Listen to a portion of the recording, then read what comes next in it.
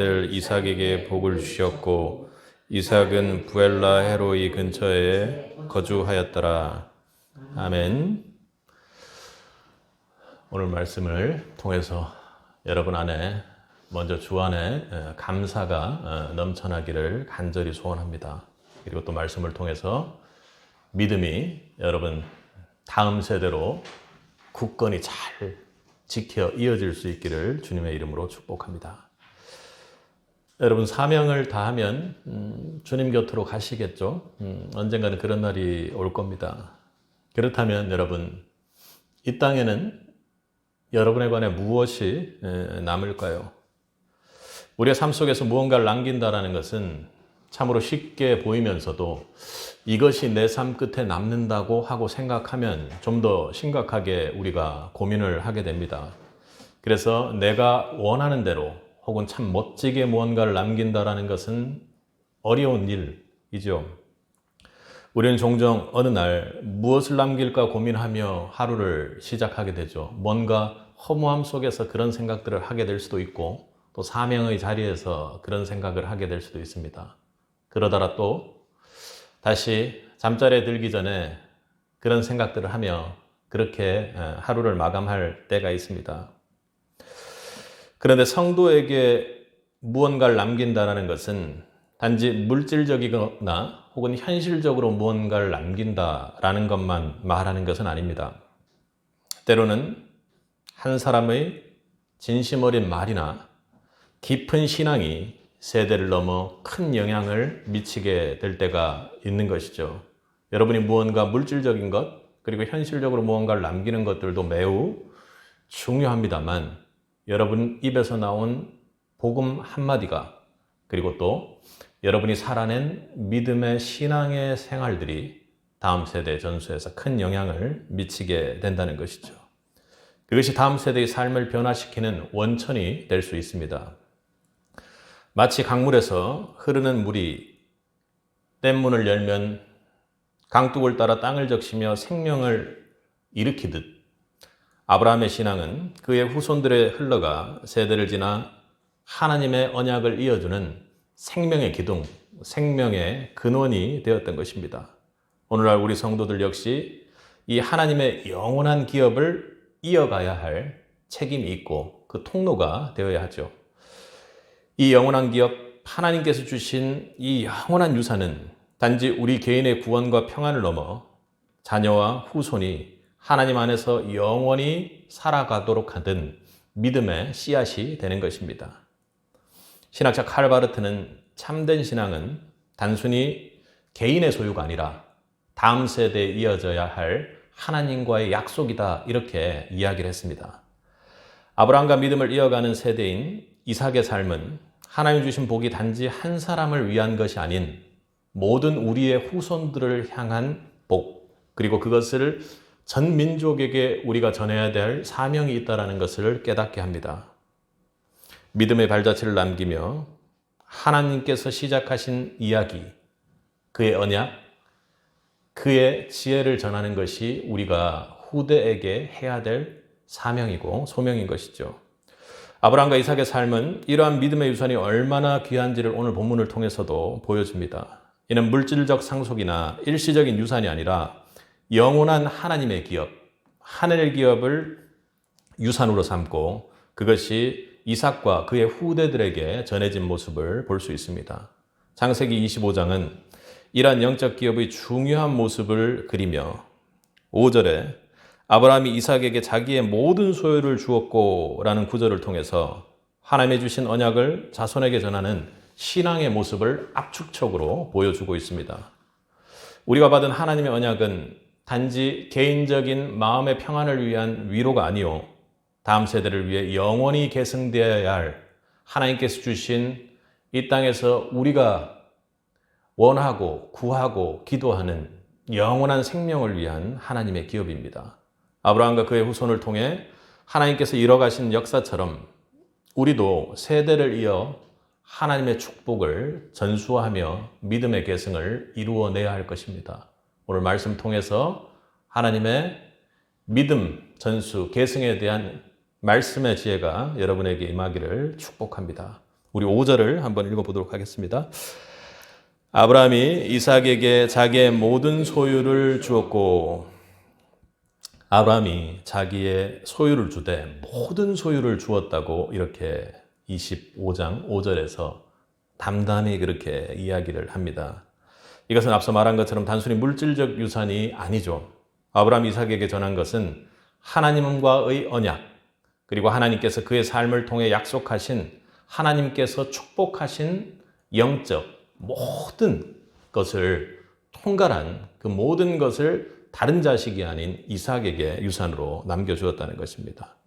또한 그가 받은 복이 한 세대에 끝나는 것이 아니라 하나님 섭리 안에서 후대에 계속적으로 이어져야 할 영적 유산으로서 그의 계보를 쭉 이어가는 창세기의 말씀들이 계속 있는 것이죠. 성도는 하나님의 일을 대대로 걸쳐 이어가야 할 사람입니다. 그러니까 하나님과 했던 약속, 하나님께 주신 축복, 하나님께 주신 복음의 말씀, 그 모든 것들이 우리의 다음 세대로 이어질 수 있도록 해야 한다는 것입니다. 하나님의 언약과 축복은 세대를 통해 대대로 이어져야 하며 이를 통해 하나님 섭리 안에서 모든 세대를, 시간을, 공간을 초월한 계획들이 완성되게 되어 있습니다. 성도는 자신의 신앙을 자기만을 위해 간직하는 사람이 아닌 것이죠. 성도는 하나님께서 허락하신 은혜와 복을 다음 세대에 전수하여 하나님 나라를 이어가야 할 사명을 가진 사람입니다. 이것이 우리 삶 속에서 이제 구체적으로 신앙적으로 생각을 해보면 그렇습니다. 우리는 하나님 앞에 자녀의 축복을 위해서 기도를 많이 합니다.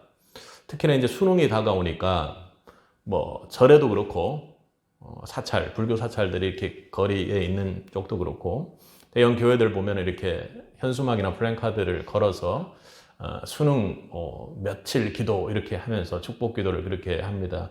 당연히 필요하죠. 그런데 우리가 사명적으로 이어가야 할 것은 수능에서 좋은 점수를 거두기 위해 엄마가 기도하고 부모가 기도하는 모습을 보여주는 것이 아니라 오로지 다른 어떤 것보다 하나님으로부터 받는 축복, 하나님의 복을 위해서 간절히 쉬지 않고 자녀를 위해서 기도하는 부모의 기도가 더 중요하다는 것입니다.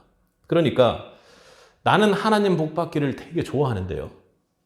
자녀는 세상 속에서 수능 잘 치고 돈 잘 벌고 좋은 자리에 가기를 원하는 축복을 기도하는 부모라면 지금 창세기 25장에서 아브라함이 이삭에게 모든 소유를 물려주고 축복했다는 것과는 거리가 있는 신앙의 전수를 하고 있는 것입니다.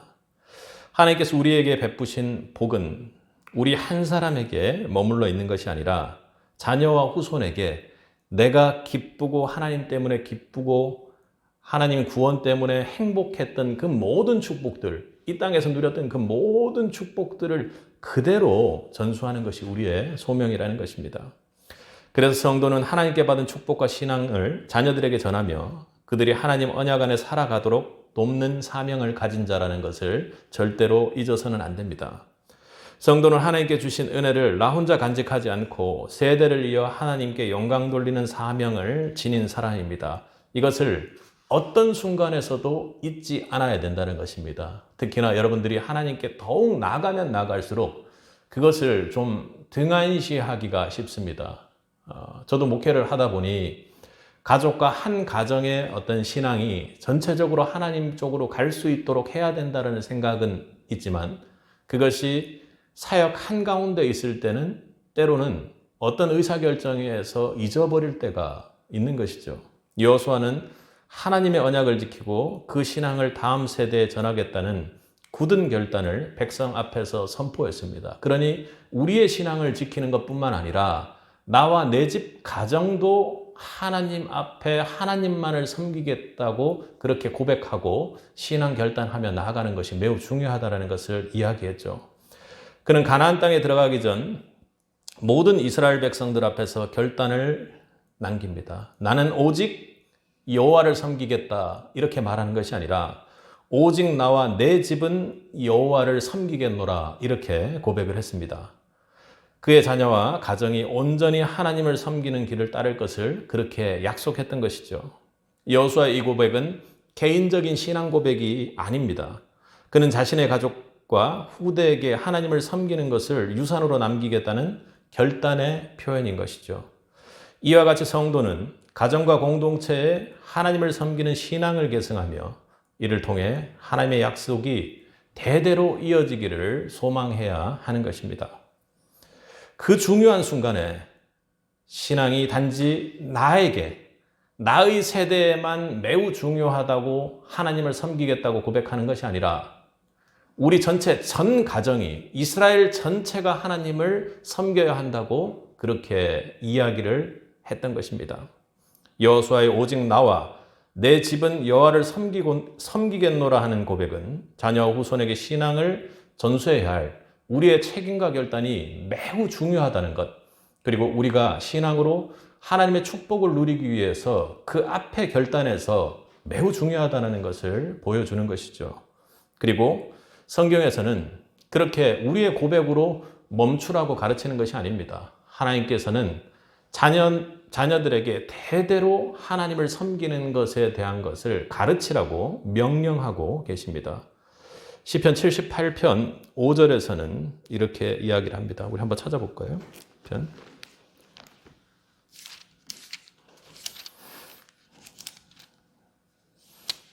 시편 78편을 여러분 한 주간 한번 쭉 읽어보시고 묵상해 보시길 바랍니다. 한 5절을 한번 읽어보겠습니다.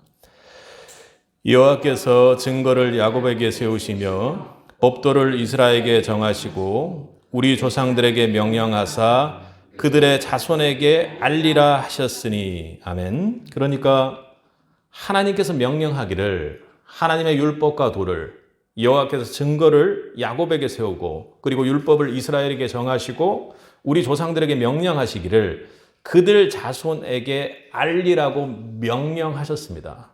명령하셨다라는 것이죠. 이것은 우리의 선택의 문제가 아니라 우리가 신앙적으로 좀 더 강하게 결단하고 나가야 된다는 우리의 신앙 결단이 아니라 하나님께서 명령하신 일을 반드시 순종해야 되는 성도의 모습이 되어야 된다는 것입니다. 후손들에게 꼭 전해져야 된다는 것을 시편 78편을 통해 매우 세세하게 그렇게 이야기를 하고 있습니다. 즉 하나님께서 이스라엘 백성의 조상들에게 주신 가르침은 그들의 자녀들과 후손 그리고 이후의 모든 세대가 그분을 기억하고 순종하도록 하나님의 가르침을 지속적으로 가르쳐내야 한다는 것을 우리에게 지금 명령하고 계십니다. 이는 하나님과의 언약과 그분의 가르침이 세대에서 세대로 이어지는 것이 단순히 우리의 선택의 문제가 아니라는 것을 강조하는 말씀이죠.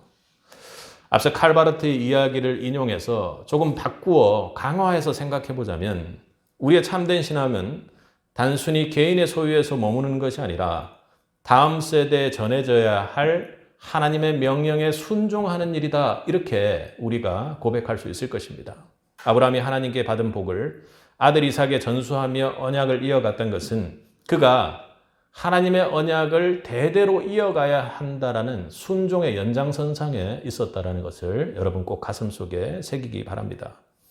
오늘 여러분의 가정에서 하나님의 복을 자녀에게 전수하려는지 아니면 세상의 복을 전수하려는지 한번 돌아보기 바랍니다. 오늘 25장 5절에서 이야기하는 것처럼 아브라함이 이삭에게 자기의 모든 소유를 주었다고 했을 때 그 모든 소유, 그 중에서 여러분은 자녀들에게 무엇을 전달하고 전수하고 있는지를 볼 수 있길 바랍니다. 하나님의 축복이 우리 자녀를 통해 세대를 넘어 영원히 전수될 때 하나님께 주신 영원한 기업은 더욱 견고히 하나님 섭리 안에서 여러분을 통해 세대를 넘어 이어줄 수 있기를 축복합니다. 여러분, 한 농부가 자신의 소중한 씨앗을 들고 들판을 걸어갔습니다. 그 씨앗이 무겁고 힘겨워도 그는 씨앗을 놓지를 않았습니다. 왜 그가 씨앗을 놓지 않았을까요? 그 씨앗 하나하나가 키워져서 다음 세대를 위한 풍성한 수확을 약속하기 때문입니다. 그러니까 이후에 일어날 그 수확 때문에 씨앗을 잃어버리면 모든 것을 잃어버리는 것과 같죠. 하나님의 약속도 마찬가지입니다. 우리가 굳게 붙들고 그것을 절대로 놓치지 않으려고 우리 세대에서 꽉 움켜쥐고 있을 때 그것이 그들에게 신앙의 전수로 이어질 수 있는 것이죠. 그 씨앗은 세대를 넘어 영원한 기업으로 자라나게 됩니다. 여러분이 함께 좀 됐나요? 한 1년 넘었죠? 창세기를 살펴볼 때 아브라함의 부분들을 살펴볼 때 창세기 12장과 15장에 아브라함에게 하나님은 중요한 언약을 주시고 그 언약을 확장시켜 나가셨습니다. 12장에서는 너로 큰 민족을 이루고 내게 복을 주어 너의 이름을 창대하게 하리니 너는 복의 근원, 복이 될지라 이렇게 이야기를 하셨습니다. 그러니까 복의 통로가 될 것이라고 이야기를 하셨죠. 그리고 너로 말미암아 복을 얻을 것이라고 강조하셨습니다. 그리고 창세기 15장에서는 나로 말미암아 무슨 복이 있단 말입니까? 하고 엘리에셀과 뭔가를 좀 해보려고 하고 있는 아브라함에게 내 태에서 난 자 그리고 자손이 번성하여 가나안 땅을 영원히 소유하게 될 것이라는 그런 확증을 거기에서 받고 아브라함도 그것을 믿음으로 받아들였죠. 아브라함은 이 약속을 굳게 붙들었습니다. 믿음의 여정 가운데 아브라함이 연약하고 흔들린 경우가 있었지만 성경은 결국 아브라함이 믿음을 지켜냈다고 그렇게 이야기하죠. 그는 어려움 속에서도 믿음으로 인내하고 신앙의 기둥으로 우뚝 서 있었던 것입니다. 그의 믿음은 이제 오늘 창세기 25장 5절에서 이야기하는 것처럼 이삭에게 계승되었고 이는 아브라함이 떠난 후에도 하나님의 언약이 이어지도록 하는 신실한 하나님의 뜻이었습니다. 여러분, 하나님의 언약은 단순히 우리의 편리를 통해 그렇게 진행되는 것은 아닙니다. 바꾸어 말하면 하나님의 언약 안에 있는 백성들에게 언제나 편리한 일만 일어나는 것은 아닌 것이죠. 그 언약을 지키고 그 언약 안에 있는 과정에서 우리는 믿음의 시련을 겪게 될 때가 있습니다. 아브라함이 받은 언약을 이삭이 물려받았을 때 이삭에게도 기근이라는 본인이 해결할 수 없는 어려움이 찾아왔습니다. 이삭은 먹고 살 길을 찾아 이집트로 내려가려고 했습니다. 아버지의 어떤 신앙의 어떤 약간 그 연약함이 아들에게도 내려왔나 했으나 하나님께서는 이삭에게 명확한 지시를 그때 주셨습니다. 우리 26장 2절과 3절을 한번 보겠습니다. 기근이 일어났고요. 2절과 3절 읽겠습니다.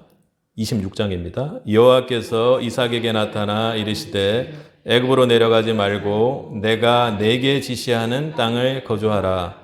이 땅에 거류하면 내가 너와 함께 있어 내게 복을 주고 내가 이 모든 땅을 너와 내 자손에게 주리라.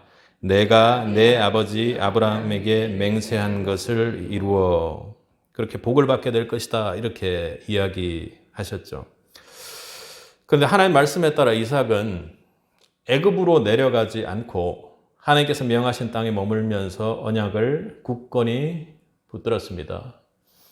그러니까 저를 보시면 원래 이렇게 아브라함과 함께 있었던 땅이 있었고 기근이 와서 제 왼쪽 손 있는 정도가 이집트라면 이렇게 내려가려고 하다가 중간 가기 전 한 3분의 1 정도 위치에 머물렀다 이렇게 생각을 하시면 되겠습니다. 기근이라는 현실의 어려움 속에서 이삭은 참 어려웠을 것입니다. 하나님 말씀 지키는데 사단이 믿음에 대해서 너 못 지킬 것 하고 공격하기 시작하면 그 믿음의 시련이 참 힘듭니다. 그러나 분명한 것은 하나님께서 보고 계시기에 그 믿음의 시련을 통해 여러분에게 온전한 믿음, 인내가 이루어질 줄 믿습니다. 아브라함과 이삭의 삶에서 우리는 신앙이 세대를 거치며 좀 더 견고해질 수 있음을 또한 보고 소망을 가지게 됩니다. 아브라함의 기근으로 인해 이집트로 내려갔던 때와 달리 이삭은 같은 기근 상황 속에서도 하나님 말씀에 따라 약속의 땅에 머물며 그 믿음을 지켰죠.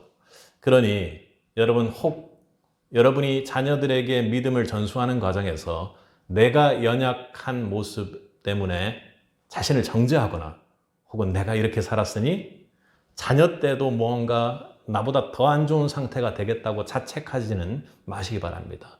하나님께서 우리의 연약함을 덮으시고 우리가 믿음으로 끝끝내 승리해내기만 하면 우리의 자녀들도 아버지, 부모 때의 어떤 믿음의 연약함보다는 하나님께서 함께 하셔서 더욱 견고한 믿음으로 자라나게 될 줄 믿습니다. 이삭은 같은 기근 상황 속에서도 약속의 땀을 머물며 그 믿음을 지켰죠. 이는 단순한 선택이 아니라 아버지로부터 받은 신앙이 더욱 깊이 성령의 함께 하심으로 말미암아 심령에 강하게 세워진 순종이 되었습니다. 하나님에 대한 신뢰가 더욱더 단단하고 견고하게 되었던 것이죠. 그리고 결정적인 순간에 그는 그 언약을 지켜내고 하나님 말씀에 더욱더 충실히 순종했던 것입니다. 우리 또한 믿음의 선배들이 보여준 견고함을 본받아 더욱 신실하게 그 길을 따라가야 할 사명을 부여받았습니다. 그러니 저 또한 마찬가지고 우리가 신앙을 받아들이고 믿음을 가지게 되는 과정에서 신앙의 선배들에게 우리가 배울 것은 애굽으로 기근 중에 내려갔던 아브라함의 모습이 아니라 결국엔 하나님과 함께 믿음으로 승리했던 사람의 모습을 우리가 믿음으로 받아들일 수 있어야 되는 것이죠. 하나님께서 이끄신 언약의 길에서 흔들림 없이 믿음을 지키고 그 신앙을 세대에 걸쳐 계승하는 것이 바로 하나님의 뜻이 이 땅에서 이루어지는 방법임을 우리는 깊이 오늘 말씀을 통해서 새길 수 있습니다. 그런 이삭에게 하나님께서는 약속하신 대로 그 땅에 머물기를 선택한 그 이삭의 믿음 앞에 축복해 주십니다. 창세기 25장 11절은 장수로는 좀 앞서 있는 것이지만 어찌 보면 장을 넘나드는 어떤 구절이기에 우리 11절을 한번 읽어보겠습니다. 아브라함이 죽은 후에 하나님이 그의 아들 이삭에게 복을 주셨고 이삭은 부엘라 헤로이 근처에 거주하였더라. 아멘. 하나님은 그렇게 선택한 이삭에게 그의 믿음의 삶에 복을 주셨습니다. 오늘 5절과 11절이면 여러분 인생에서 여러분 믿음 신앙의 승계가 100% 잘 이루어질 줄로 믿습니다. 우리는 다음 세대에게 하나님께서 우리에게 주신 모든 소유를 물려주고 그리고 그것을 받은 우리의 아이들이 견고하게 그 믿음을 붙잡으며 하나님과 함께 말이죠. 그리고 하나님 앞에 더욱 충실히 순종해 나갈 때 하나님께서 11절에 말하는 것처럼 하나님의 복을 계속해서 이어가고 주실 줄로 믿습니다. 하나님의 언약에 대한 믿음을 굳건히 지킨 자를 축복하십니다. 아멘. 여러분 요셉을 기억해 보십시오. 어릴 때 하나님께서 주신 꿈을 통해 자신이 삶이 이스라엘 가문을 구원하는 데 사용될 것임을 어렴풋이 알게 되었습니다. 그는 형들에게 배신당했습니다. 이집트에 팔려갔고 억울한 옥살이를 했습니다. 누명도 쓰게 됐죠. 그런데 그는 하나님과 항상 함께하며 하나님의 약속을 붙들었습니다. 요셉은 하나님께서 아브라함과 맺으신 언약을 신뢰하며 하나님이 그를 통해 이루실 뜻을 그는 확신했습니다. 결국 하나님께서 요셉을 이집트의 총리로 세우시고 기근 속에서 그의 가족과 이스라엘 백성을 구원할 수 있는 기회를 주셨습니다. 그러니까 창세기 50장 20절에는 여러분들이 잘 아는 것처럼 그들의 형제들에게 요셉이 당신들은 나를 해하려 하셨으나 하나님은 그것을 선으로 바꾸사 그때 오늘과 같이 많은 백성의 생명을 구원하게 하시려 하였습니다 하고 그렇게 요셉이 고백하죠. 저에게 많은 어려움이 있었고 당신들이 나를 팔고 내가 죽을 고비도 넘겼지만 하나님께서 나에게 주셨던 그 약속, 그 언약은 절대로 변개치 않을 것을 내가 믿고 있었습니다. 그 모든 것은 하나님 계획하에 있었던 것이지 다른 것이 아니라는 것을 요셉이 고백합니다. 그는 어떤 일이 있어도 하나님께서 나에게 하신 약속은 지킬 것이다. 반드시 지킬 것이다. 나에게 보여지는 이 일은 절대로 지금 현재 나타난 이 현상은 하나님께서 약속하신 것과는 다른 일이다 하고 그 약속을 굳게 붙들었던 것이죠. 성경은 하나님의 백성이 언약을 굳게 붙들고 믿음으로 나아가야 한다고 그렇게 히브리서에서 강조합니다. 우리가 믿는 도리의 소망을 움직이지 말고 굳게 잡아. 그러니 여러분이 믿고 있는 예수 그리스도의 언약, 주님께서 우리를 구원해 나가시겠다는 언약, 그리고 성령으로 함께 하시겠다는 약속의 말씀, 그리고 세상 끝까지 모든 사람들에게 복음을 전하라고 하는 하나님의 그 약속의 말씀을 여러분들이 붙잡고 살고 계시다면 하나님께서 그 모든 일들을 이루시고 여러분 세대에 더욱 굳건하게 복 주실 줄 믿습니다. 이처럼 하나님께 주신 언약을 굳게 붙든 자에게 하나님은 그 약속을 신실하게 이루어 주십니다. 성도는 하나님께 주신 약속을 굳게 붙들고 흔들림 없이 믿음의 길로 나아가는 자입니다. 그런 성도가 하나님 섭리 안에 있는 성도겠죠. 아브라함과 이삭이 그러했듯 하나님과의 언약은 우리의 삶을 지탱하는 영원한 기둥입니다. 아멘. 여러분이 믿음에 있어서 흔들리는 상황들이 생기나요? 사단이 공격하는 상황이 생기나요? 무엇을 여러분 붙듭니까? 저는 때로는 주님과 기도 속에서 만났던 그 장면, 하나님께서 보여주셨던 그 영적인 환상을 저는 많이 붙잡습니다. 내가 힘들고 지칠 때, 그죠? 갑자기 무언가를 할 때 사람이기 때문에 막 무기력하게 다운된다거나 아무것도 하기 싫다거나 무언가 좋지 않은 마음의 영적인 공격들이 올 때 하나님께서 보여주셨던 그 환상, 그래, 주님께서 그렇게 떨리는 손으로 십자가에 달려 너무나도 고통스럽게 저에게 하셨던 그 말씀, 정말 버려져 있는 것만 같은 그 모든 사람들을 위한 복음 전파자의 사명을 반드시 이룰 것이라는 그 마음으로 다시 붙잡고 일어설 수가 있는 것이죠. 여러분 각자에게도 무언가 하나님께서 언약으로, 쉐마의 말씀으로, 그리고 여러분에게 환상으로, 여러분이 알아들을 수 있는 방식으로 하나님께서 여러분들에게 가르치시고 여러분들을 이끌어 가십니다. 그 말씀을 붙잡으시기 바랍니다. 하나님께서 여러분에게 보여주셨던 그 환상 속에서의 그 모습들을 여러분 꼭 붙들고 믿음으로 굳건히 일어나는 새빛이 되기를 원합니다. 그리하여 여러분 세대의 믿음이 머무는 것이 아니라 여러분의 그 모든 믿음의 소유가 여러분 다음 세대로 이어줄 수 있기를 주님의 이름으로 축복합니다. 우리 9절을 한번 읽어보도록 하겠습니다. 읽겠습니다. 그의 아들들인 이삭과 이스마엘이 그를 마므레 앞 해촉속 소알의 아들 에브론의 밭에 있는 막벨라 굴에 장사하였으니. 9절 말씀을 읽으니까 아멘이 나오세요. 창세기에 제가 읽으면서 참 의문스러운 구절 중에서, 말씀 구절 중에서 그의 아들이 이삭과 이스마엘이 막벨라 굴에서 함께 진짜 장사했을까 이런 생각이 조금 성경 말씀인데도 진짜 같이 이렇게 했을까 하는 생각이 듭니다. 그러니까 성경 말씀인 것 같습니다. 정말로 실제 있었던 일을 그대로 여과 없이 하나님 섭리 안에서 기록한 것이 맞다 이런 생각이 듭니다. 이 구절은 단순한 가족의 애도 장면을 넘어 하나님께서 주신 언약이 모든 이들 앞에 전해질 수 있다는 것을 우리로 하여금 상징적으로 깨닫게 합니다. 여러분 이삭과 이스마엘 여러분들 잘 알죠? 한 아버지를 두었지만 각자의 길은 달랐습니다. 사실 이삭은 하나님 약속 안에 태어난 언약의 아들이었고 이스마엘은 인간의 계획으로 어찌 보면 신뢰하지 못한 인간의 불순종으로 인해서 태어난 아들이었습니다. 두 형제는 서로의 삶에서 매우 멀어져 있습니다. 신앙적 위치와 삶의 배경 또한 매우 달랐습니다.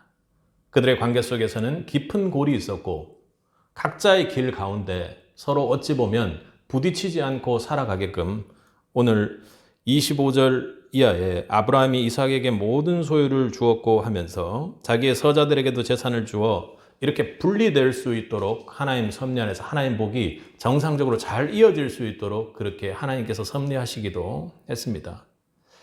그런데 오늘 아버지 아브라함의 장례를 치르기 위해 이 두 형제가 모였습니다. 이 두 사람은 자신들의 차이와 갈등을 내려놓고 그리고 신앙의 길이 완전히 다른 것에도 불구하고 그렇게 모였던 것이죠. 하나님께서 세우신 언약의 계승자 아브라함, 복의 통로되는 그 아브라함 앞에 설 수 있었던 것입니다. 그의 아들들 이삭과 이스마엘이 그를 막벨라굴에 장사하였으니. 이 말씀은 우리가 인간적인 갈등과 차이에도 불구하고, 그리고 현재의 믿음 상태의 차이에도 불구하고 하나님 언약 안에서 하나가 될 수 있으며 하나님 언약 안에서 우리가 함께 예배할 수 있음을 보여줍니다. 이삭과 이스마엘은 각자의 길에서 하나님을 수용한 방식이 달랐고 이해한 방식이 달랐습니다. 이스마엘의 심정을 우리가 어떻게 이해하겠습니까? 아버지 앞에 모인 그들은 하나님 크신 뜻 앞에 자신을 내려놓았습니다. 이해하지 못하지만 지금 믿음대로 하나님의 언약대로 우리 아버지 앞에 하나님 앞에 예배할 때야 하고 그렇게 했던 것이죠. 여러분, 이 장면을 통해 우리는 하나님께 주신 우리에게 주신 언약이 얼마나 큰 능력이요, 그리고 얼마나 큰 인류를 향한 능력이 될지를 가늠하게 합니다. 하나님 능력을 여러분 맛보신 적 있습니까? 도저히 될 수 없는, 도저히 이야기도 할 수 없는 그 누군가에게 예수 그리스도의 이름으로 네가 구원받을 수 있다는 복음의 능력을 선포해 보신 적이 있습니까? 그리고 그 복음의 능력을 맛보신 적이 있으세요? 복음의 능력 안에 그들이 바뀌고 도저히 예수님을 단 한 번도 들어보지 못한 그런 영혼들이 예수라는 이름 앞에 예수님이 너의 모든 어려움을 짊어지고 십자가에 달려서 이제 넌 괜찮다, 넌 자유하다, 이 복음만 믿으면 너는 새 생명으로 태어날 수 있다고 그렇게 얘기했을 때 새로운 생명이 복음의 능력 앞에 완전히 바뀌는 것들을 여러분 체험해 보셨는지요? 예수님께서 사마리아 땅을 지날 때를 생각해 보십시오. 유대인들은 그 근처로 가지도 않았습니다. 그러나 예수님께서는 일부러 그쪽으로 움직이서 가셨습니다. 왜요? 예수님은 거기에 이스마엘처럼 도저히 우리 하나님 백성과는 어울릴 수 없는 그 누군가가 있다는 것을 아셨기 때문입니다. 그분은 우물가에서 한 여인을 만나 그녀에게 인생의 정갈한, 인생의 진정한 해갈을 주시고자 하셨습니다. 그 여인은 가슴 깊이 목마른 사람이었습니다. 그러나 그 목마름은 단순한 물로 해결될 수 있는 것이 아니라 영원한 생명 되시는 예수 그리스도를 먹고 마실 때만 해결될 수 있는 영혼의 갈증이었습니다. 예수님이 그렇게 말씀하셨습니다. 내가 주는 물을 마시는 자는 영원히 목마르지 아니하리니, 내가 주는 물을 마시는 자는 갈증이 없고 그리고 잠시 갈증이 해결되는 것이 아니라 영원히 목마르지 않으리니 하고 그렇게 말씀하셨습니다. 여러분에게도 그 영원한 생명의 물을 마시는 은혜가 있습니까? 지금 그 은혜 속에서 갈증 없는 상태에서 영적으로 그 생명의 능력을 가지고 살아나가기를 바랍니다. 그녀는 이제야 참된 생명수를 만났고, 그래, 이 생명수면 누구든지 살아나겠구나. 내가 궁금해하던 그 모든 것, 어디에 예배드리냐의 문제가 아니라 이 복음을 가지고 이 복음의 능력으로 신령과 진정으로 예배하면 나는 살아나겠구나 하고 그렇게 고백할 수 있었던 것입니다. 여러분, 도저히 돌이킬 수 없는 이스마엘과 같은 자가 저요, 여러분입니다. 사마리아에서 어디에 예배드려야 할지, 무엇을 해야 될지, 나의 이 영혼의 목마름을 해결하기 위해서는 무엇을 해야 할지 전혀 모르던 여러분들에게 예수님께서 복음으로 찾아오셨습니다. 갈등했습니다. 당황했습니다. 그리고 내가 드리는 것이 진정한 예배인지도 깨닫지 못했던 우리에게는 한 사람 한 사람에게 복음으로 찾아오셨죠. 예수님께서 십자가를 지심으로 모든 인류에게 영원한 기업이 되기를 그렇게 순종해 나가셨습니다. 그분의 십자가는 단지 희생 이상의 것이었죠. 그것은 온 세대를 위한 구원의 기초가 되었습니다. 오늘 여러분에게 한 사람 한 사람에게 찾아오셨던 것처럼 예수님의 그 능력은 복음을 알지 못하는 이스마엘들에게, 복음을 알지 못하는 사마리아인들에게, 복음을 알지 못하는 이 세대의 다음 누군가 믿음의 후세대들에게 다가갈 수 있다는 것입니다. 우리에게 닫혔던 믿음의 길을 열어놓으신 생명의 문이 되었던 것처럼 말입니다. 예수님은 단지 가르치거나 교훈을 남기신 것이 아니라 자신의 생명을 통해 복음의 길을 열었습니다. 그 복음이 여러분 안에 있습니까? 생명력으로 넘칩니까? 그렇다면 그 능력이 다른 사람에게도 나타나는지를 볼 수 있기를 바랍니다. 십자가는 우리 믿음의 기둥이자 우리를 하나님께로 인도하는 유일한 여러분들이 물려주어야 할 영원한 기업 유산이 되었던 것입니다. 우리가 받은 이 생명은 세상 끝까지 흘러가야 할 영원한 기업입니다. 그게 여러분 사명이요 소명입니다. 성경은 성도들에게 하나님의 언약을 세상에 전하고 그 복을 나눠야 할 책임이 있음을 강조합니다. 바울이 고린도후서에서 이야기했던 것처럼 그리스도를 대신하여 사신이 돼요. 그리스도를 대신하여 그 복음을 전하는 데 있어서 복음의 전령자가 되라고 얘기하는 겁니다. 예수님을 대신해서 말입니다. 세상에 화목하라고 전하고 언약의 사명을 감당하라는 권면을 줍니다. 여러분, 예수님을 대신해서 그 복음의 능력이 지금도 이 땅에 나타날 수 있도록 하는데 통로로 사용될 수 있기를 축복합니다.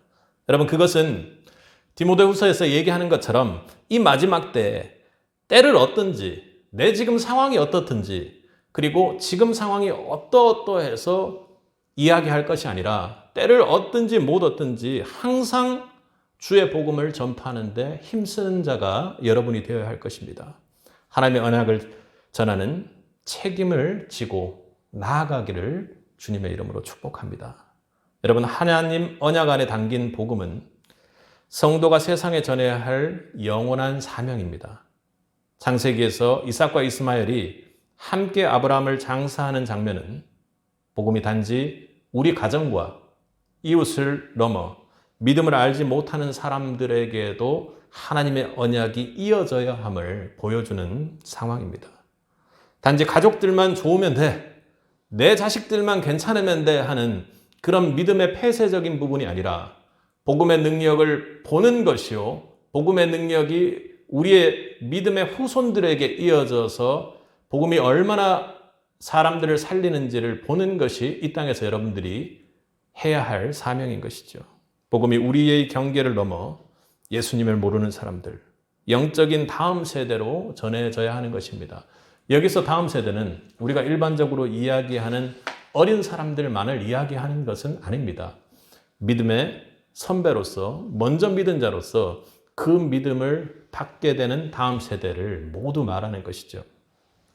예수님을 모르는 이들, 아직 그 생명의 빛을 보지 못한 영적 다음 세대를 말하는 것입니다. 예수님께서는 너희는 모든 족속으로 제자를 삼아 아버지와 아들과 성령의 이름으로 세례를 주고 이렇게 말씀합니다. 여러분, 모든 족속들에게, 복음을 알지 못하는 모든 자들에게 복음을 전하는 믿음의 선배가 되기를 주님의 이름으로 축복합니다. 아브라함에게 주신 언약이 이삭을 통해 전해진 것처럼 우리도 하나님의 신실한 언약을 이어가며 이 영원한 기업을 다음 세대로 반드시 이어갈 수 있기를 주님의 이름으로 간절히 소망합니다. 이제 우리가 받은 하나님의 유산인 복음을 자녀와 후손, 그리고 우리의 복음을 기다리고 있는, 예수님께서 사마리아를 일부러 통과해서 가셨던 것처럼 그곳으로 가 여러분의 복음이 전해지길 원합니다.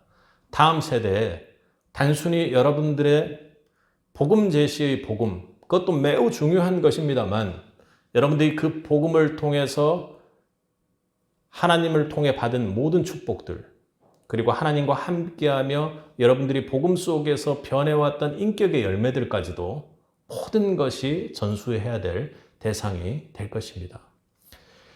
디트리 본 해퍼 목사는 나치 독재에 맞서서 신앙을 지킨 독일의 신학자이자 목사로 히틀러 암살 계획에 연루돼서 사형 집행을 선고받고 감옥에 있었습니다. 그런데 그는 감옥 안에서도 우리의 영원한 기업 되시는 예수의 복음을 전하고 그리고 찬양하고 또 말씀을 암송하며 그리고 또 예배를 인도하기까지 했습니다. 1945년 4월 처형 전날 밤 그는 감옥에서 마지막 예배를 인도하며 동료 죄수들에게 죽음은 끝이 아니라 하나님께로 가는 문이라며 깊은 평안과 소망의 메시지를 전하고 그렇게 마지막 예배를 인도했습니다. 이 예배를 함께 했던 한 죄수는 후에 그의 마지막 기도와 평안함 속에서 나는 하나님을 보았습니다 하고 그렇게 고백을 했습니다. 그리고 그의 마지막 숨결이 나의 첫 믿음이 되었다고 고백했습니다. 여러분의 삶이 본해퍼 목사님의 삶처럼 여러분의 삶 속에서 하나님을 보는 삶이 되기를 원합니다. 어떻게 잘 살아라 이런 것이 아니라 예수 그리스도의 복음에 미쳐 예수 그리스도의 복음만을 붙잡고 예수 그리스도의 복음을 전하는 그 사명, 그 명령을 감당하는 성도들이 되기를 축복하는 것입니다. 본해퍼의 순교는 단순한 죽음이 아닌 믿음의 불꽃을 다음 세대에 전하는 하나님의 영원한 유산이 되었습니다. 여러분의 삶이 그런 유산 자체가 되기를 원합니다. 오늘 우리 세빛의 신앙이 누군가에게는 내일의 믿음이 되고 하나님의 영원한 기업이 우리 세빛을 통해 다음 세대에 영영이 전해지기를 주님의 이름으로 간절히 축복합니다. 함께 기도하겠습니다. 사랑과 은혜가 풍성하신 아버지 하나님, 참으로 믿음의 후손으로 아브라함의 믿음의 후손으로 저희가 이렇게 주님 안에 하나님 언약 안에 살게 해주시니 감사합니다.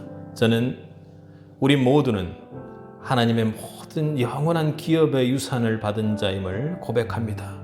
주여, 이제 이 하나님의 유산이 이 영원한 기업이 우리 안에 머무는 것이 아니라 우리 속에 있는 이 믿음을 더욱 굳건히 하고 그리고 이 믿음이 주님을 알지 못하는 저들에게로 전해질 수 있기를 간절히 소원합니다. 주여, 우리의 상황들을 돌아보면 우리의 이 언약, 복음을 지키는 것이 쉬운 시대가 아님을 압니다. 그러나 시대를 초월해 능력으로 계시는 주님을 찬양하는 자들이 우리들이 되기를 원합니다. 주여, 복음의 능력을 축복하는 자들 되기를 원합니다. 찬양하는 자들 되기를 원합니다. 오로지 복음만을 붙잡고 가는 자들이 되기를 원합니다. 주여, 도와주옵소서. 하나님 언약 안에서 하나님 섭리 안에서 살아가는 세빛이 되기 위해 오로지 복음만을 붙잡고 나아가는 자들 될 수 있도록 도와주옵소서. 우리 가운데 있는 소망이 다른 것이 아니라 복음을 붙잡고 하나님께로 순적히 나아가는 자들이 되기를 원하는 것입니다. 주여, 복음 앞에 흔들리지 않도록 도와주시고 복음을 부끄러워하지 않도록 도와주시고 복음을 믿음으로 믿음에 이르게 하는 그 믿음의 신앙의 유산의 축복이 우리 모두에게 있길, 우리 각 가정과 다음 세대들 그리고 우리에게 복음을 받는 믿음의 후손들에게도 주여 축복하고 인치셔서 그들이 하늘길에 조금도 이탈되지 않도록 하나님께서 영영이 축복하고 인도하여 주옵소서. 성령 하나님 함께 하시며 우리의 부족을 채우시고 우리의 부족한 기도를 붙들어 주시고 함께하여 주옵소서. 예수님 이름으로 기도드렸습니다. 아멘.